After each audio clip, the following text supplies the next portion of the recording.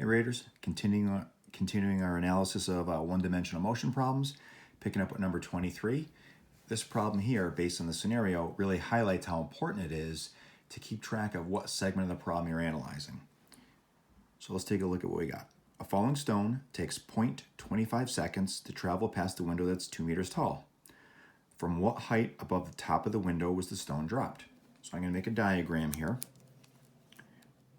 Here's our 2 meter tall window.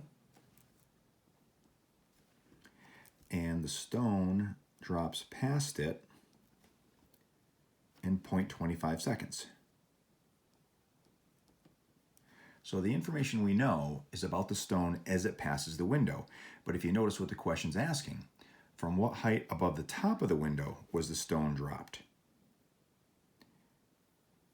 So right off the bat, this problem kind of naturally lends itself to breaking it up into different segments. You have what's happening to it above the window, and then you have the segment during the window as it's passing the window. And we're specifically looking for from what height above the top of the window. So in terms of our equation variables, that's D.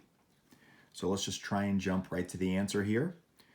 We're looking for a value that's about above the window. So let's analyze that exact segment above the window. And again, go out of your way to pay attention for yourself and to declare in terms of your work documentation what you're doing. So let's see. From the wording of the problem, from what height above the top of the window was the stone dropped? So that the fact that it was dropped, that tells us then that the initial velocity is 0. And we know gravity is pulling down, so acceleration is negative 9.8 meters per second squared. And we're trying to find displacement. But if you look at that combination of variables, that's not quite enough to work with. We need a little something else. So here's a perfect example where you have to be able to analyze the problem in segments. You know, anytime it's complicated, break it apart into smaller segments that make sense and see what you can do with it. So if we're a little creative here, if we look at the transition between our two segments, what we can realize here is that we can kind of bridge the gap. When the ball is exactly at the top of the window, you can kind of look at it as a couple different ways.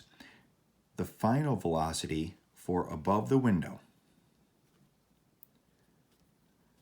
So if we're focusing on the balls above the window, the final velocity above the window is equivalent to its initial velocity if you're focusing on the next segment of during the window. So final velocity above the window equals the initial velocity during the window. And this is going to be what allows us to kind of make a segue here between segments. So now let's analyze what we know during the window.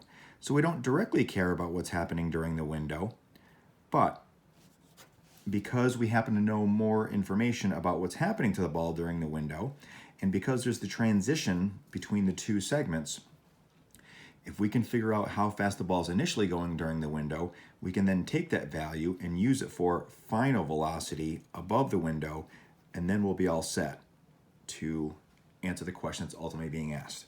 So during the window now, let's see what we know. We know acceleration from gravity is negative 9.8 meters per second squared. And displacement, it passes a 2 meter window, but remember, we got to be careful how we identify this. If we're sticking with the convention of up is positive, down is negative, and we've already basically said we're doing that by making acceleration from gravity negative, so displacement's negative 2 meters. It drops 2 meters during the window, and we know that time is 0.25 seconds. So we can find VI. And again, the final velocity during the window is equivalent to the final velocity above the window, which we can then use over here. So this sets us up for the quadratic. D equals VIT plus 1/2 AT squared.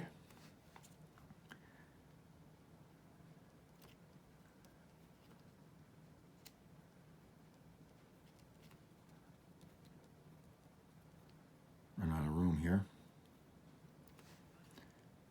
Negative 2 equals 0.25 VI, and then minus this constant.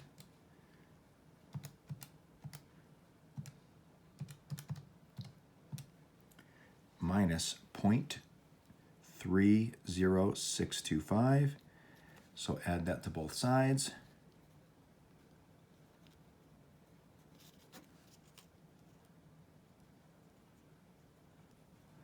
So notice the whole idea we've talked about where velocity, acceleration, displacement are vectors, direction matters, and we indicate that with positive and negative signs.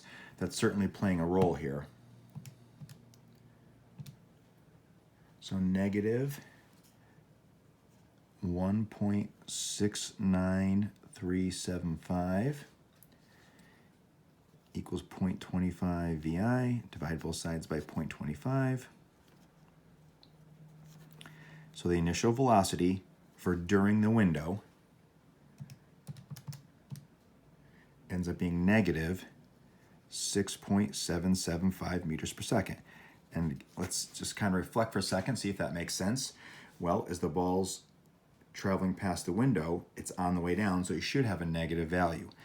And now you can just kind of document that that's what you're working with right here. So that initial velocity of 6.775 meters per second on the way down, or negative 6.775 meters per second, yes, it's the initial velocity for during the window, but flipping your perspective, it's also simultaneously the final velocity for above the window. So now we can go back over here and use VF squared equals VI squared plus 2AD, using the arrow to show that kind of substitution that we're doing there. So quantity negative 6.775, collectively that's the velocity there. So that whole thing goes in parentheses, including the negative sign. And the initial velocity is 0 because it was dropped above the window.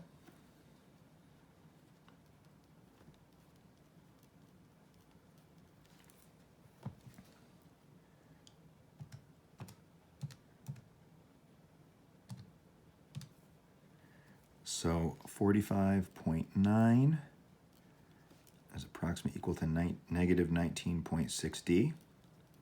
Divide both sides by negative 19.6.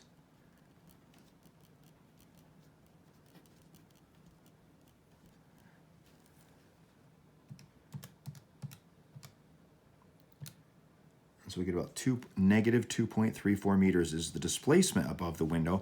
But remember, displacement is a measure of where something ends up compared to where it started. So for the segment above the window, it dropped 2.34 meters. That's why displacement's negative 2.34. But in terms of the way we communicate things, from what height above the top of the window, so we can just say the height is approximately 2.34 meters above the top of the window.